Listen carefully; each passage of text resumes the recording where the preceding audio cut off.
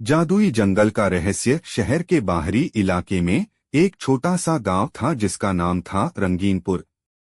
इस गांव के सबसे किनारे पर एक घना और रहस्यमयी जंगल था जिसे लोग जादुई जंगल कहते थे।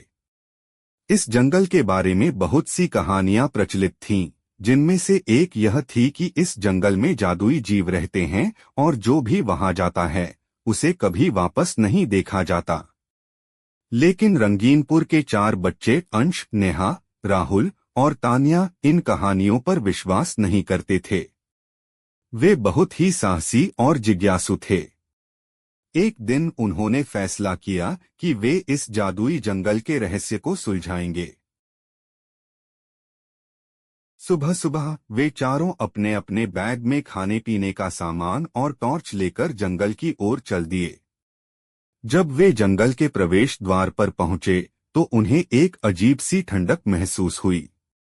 जंगल के पेड़ बहुत ऊंचे और घने थे और उनकी पत्तियां चमक रही थीं, जैसे कि उन पर जादू किया गया हो। जैसे ही वे जंगल में अंदर गए, उन्हें चारों ओर से पक्षियों की अजीब आवाजें सुनाई देने लगीं। वे चारों बहुत ही उत्साहित थे, परंतु थोड़े डरे हुए भी थे। चलते चलते वे एक बड़े पेड़ के पास पहुंचे जिसकी जड़ें बहुत ही अजीब थीं। राहुल ने ध्यान दिया कि उस पेड़ की जड़ों के बीच में एक छोटी सी दरवाजा है। चलो देखते हैं कि इसके अंदर क्या है, अंश ने कहा। वे चारों दरवाजे के पास गए और उसे खोलने की कोशिश करने लगे। जैसे ही दरवाजा खुला, एक चमकदार रोशनी निकली और वे चारों एक अजीब सी दुनिया में पहुंच गए। यह दुनिया बहुत ही सुंदर थी, लेकिन उसमें कुछ अजीब था। वहां के पेड़ और पौधे सब चमक रहे थे और हवा में एक मीठी सुगंध थी। तभी उनके सामने एक छोटा सा जीव आया जो बिल्कुल एक परियों के जैसा दिखता था।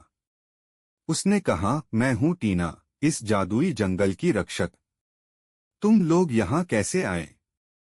नेहा ने हिम्मत करके कहा, हम इस जंगल के रहस्य को जानने आए हैं। टीना ने मुस्कुराते हुए कहा, अगर तुम इस जंगल के रहस्य को जानना चाहते हो तो तुम्हें कई कठिनाइयों का सामना करना पड़ेगा, लेकिन अगर तुम सफल हुए तो तुम्हें यहाँ का सबसे बड़ा खजाना मिलेगा। टीना ने उन्हें पहले चुनौती के बारे में बताया। उन्हें एक खास फूल ढूंढना था जो सिर्फ रात में ही खिलता है और उसकी खुशबू से ही रास्ता दिखाई देता है। वे चारों उस फूल की तलाश में निकल पड़े।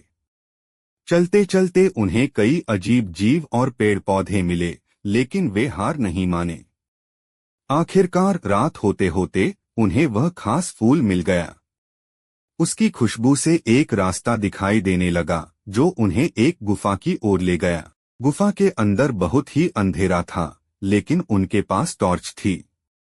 गुफा के अंदर पहुंचकर उन्होंने देखा कि वहां एक बड़ा सा दरवाजा है जिस पर एक पहेली लिखी हुई थी। पहेली को हल किए बिना दरवाजा नहीं खुल सकता था। पहेली थी, मैं बिना पंखों के उड़ सकता हूँ, बिना आंखों के देख सकता हूँ, मैं बिना पैरों के दौड़ सकता हूँ, बताओ मैं कौन हूँ? वे चारों सोचने लगे। आखिरकार तान्या ने कहा, ये हवा है। जैसे ही तान्या ने हवा कहा, दरवाजा खुल गया और वे चारों अंदर चले गए। अंदर एक बड़ा सा कमरा था जिसमें सोने चांदी के खजाने भरे हुए थे। लेकिन वहां एक और दरवाजा था जो उन्हें और भी अंदर की ओर ले गया। अंदर जाकर उन्होंने देखा कि वहां एक बड़ा सा पेड़ है जिसके नीचे एक बूढ़ा आदमी बैठा हुआ है। उसने कहा, मैं हूं इस जंगल का रक्षक। तुमने मेरी सभी चुनौतियों को पार कर लिया है, इसलिए अब तुम्हें इस जंगल का सबसे बड़ा रहस्य बताता हूँ। उस बूढ़े आदमी ने उन्हें बताया कि यह जंगल एक जादुई दुनिया है जो सिर्फ उन लोगों के लिए खुलती है जो दिल से साहसी और सच्चे होते हैं। यहाँ के सभी जीव और पेड़ पौधे जादुई हैं और यह जंगल हमेशा उन्हें सुरक्षित रखता है। अंश, नेहा, राहुल और तान्या ने उस बूढ़े आदमी का धन्यवाद किया और वापस अपने गांव लौट आए। उन्होंने गांव के लोगों को अपनी यात्रा के बारे में बताया, लेकिन कोई भी उनकी बातों पर विश्वास नहीं कर सका। लेकिन उन्होंने जान